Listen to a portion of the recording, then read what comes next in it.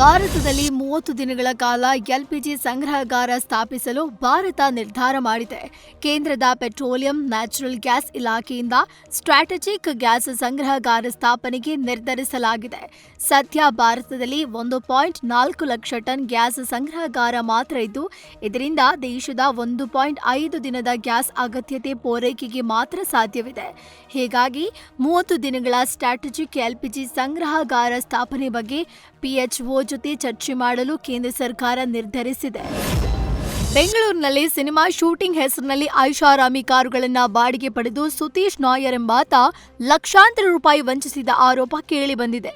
ಸುಮಾರು 10ಕ್ಕೂ ಹೆಚ್ಚು ಜನರಿಗೆ ಬೇರೆ ಬೇರೆ ಹೆಸರಿನಲ್ಲಿ ಮೋಸ ಮಾಡಿದ್ದು, ಕಾರುಗಳನ್ನು ಅಂತರರಾಜ್ಯಗಳಿಗೆ ಲೀಸ್ಗೆ ನೀಡಿ ಪರಾರಿಯಾಗಿದ್ದಾನೆ ಎನ್ನಲಾಗಿದೆ.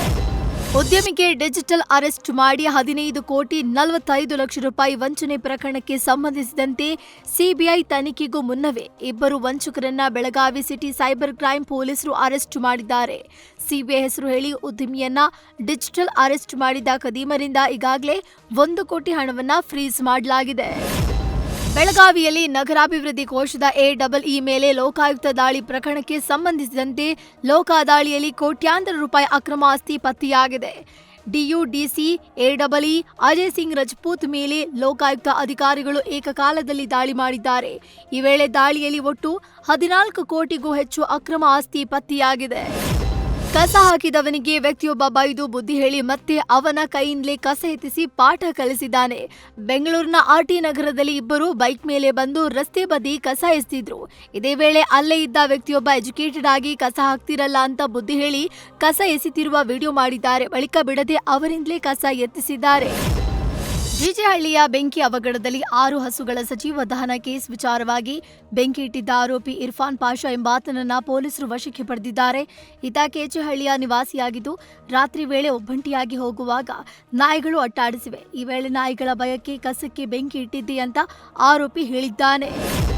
ಚಿತ್ರದುರ್ಗದ ಎಸ್ಪಿ ರಂಜಿತ್ ಕುಮಾರ್ ಅವರ ಖಡಕ್ ಕ್ರಮಕ್ಕೆ ಹೆದರಿ ಉಪವಿಭಾಗದ 6 ಪೊಲೀಸ್ ಅಧಿಕಾರಿಗಳು ಅನಾರೋಗ್ಯದ ನೆಪವೊಡ್ಡಿ ಸಾಲು ರಜೆ ಹಾಕಿದ್ದಾರೆ ಎನ್ನಲಾಗಿದೆ. ಕೋಟಾ ನೋಟು ದಂಧೆ, ಕೊಲೆ ಪ್ರಕರಣದಲ್ಲಿ ನಿರ್ಲಕ್ಷ್ಯ ಹಾಗೂ ಅಕ್ರಮ ಇಸ್ಪೀಟ್ ದಂಧೆ ಆರೋಪದ ಬೆನ್ನಲ್ಲೇ ಈ ಅಧಿಕಾರಿಗಳು ಕರ್ತವ್ಯಕ್ಕೆ ಗೈರಾಗಿದ್ದಾರೆ. 3 ಇನ್ಸ್ಪೆಕ್ಟರ್ ಹಾಗೂ 2 ಪಿಎಸ್ಐಗಳ ದಿಢೀರ್ ರಜೆಯಿಂದಾಗಿ ಸಾರ್ವಜನಿಕರು ಕೆಲಸಗಳಿಗಾಗಿ ಎಸ್ಪಿ ಕಚೇರಿಗೆ ಅಲೆಯುವಂತಾಗಿದೆ.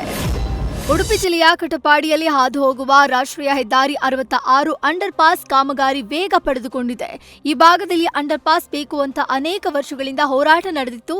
ಕೊನೆಗೂ ಆರಂಭವಾದ ಅಂಡರ್ ಪಾಸ್ ಕಾಮಗಾರಿ ವೇಗದಿಂದ ಪೂರ್ಣಗೊಳ್ಳುವ ಹಾದಿ ಹಿಡಿದಿದೆ. ಬೇಸಿಗೆ ತಾಪದ ನಡುವೆ ಬೆಂಗಳೂರಿನ ಚಿಕ್ಕಪೇಟೆ ಸರ್ಕಲ್ನಲ್ಲಿ ತಡರಾತ್ರಿ ಮತ್ತೊಂದು ಅಗ್ನಿ ಅವಘಡ ಸಂಭವಿಸಿದೆ.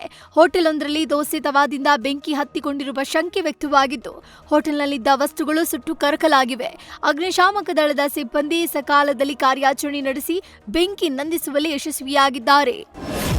ತುಮಕೂರು ಜಿಲ್ಲೆಯ ಸಂತೆ ಮಾವತ್ತೂರು ವಿಎಸ್ಎಸ್ಎನ್ ಚುನಾವಣೆಯಲ್ಲಿ ನಡೆದ ಅಕ್ರಮದ ತನಿಖೆಗೆ ಆಗಮಿಸಿದ ಅಧಿಕಾರಿಗಳು ಕರ್ತವ್ಯದ ಸಮಯದಲ್ಲಿ ಎಣ್ಣೆ ಪಾರ್ಟಿ ಮಾಡಿದ್ದಾರೆ. ಮಾರ್ಚ್ 15ರಂದು ಚುನಾವಣಾಧಿಕಾರಿ ಸುನಿಲ್ರಿಂದ ವಿಎಸ್ಎಸ್ಎನ್ ಚುನಾವಣೆಯಲ್ಲಿ ಅಕ್ರಮ ನಡೆದಿತ್ತು. ಈ ಅಕ್ರಮದ ತನಿಖೆಗೆ ಆಗಮಿಸಿದ್ದ ಎಆರ್ಒ ರಾಮ್ ಪ್ರಸಾದ್ ಕರ್ತವ್ಯದ ವೇಳೆಯೇ ಕಾಂಗ್ರೆಸ್ ಮುಖಂಡರ ಜೊತೆ ಎಣ್ಣೆ ಪಾರ್ಟಿ ತೊಡಗಿದ್ದಾರೆ.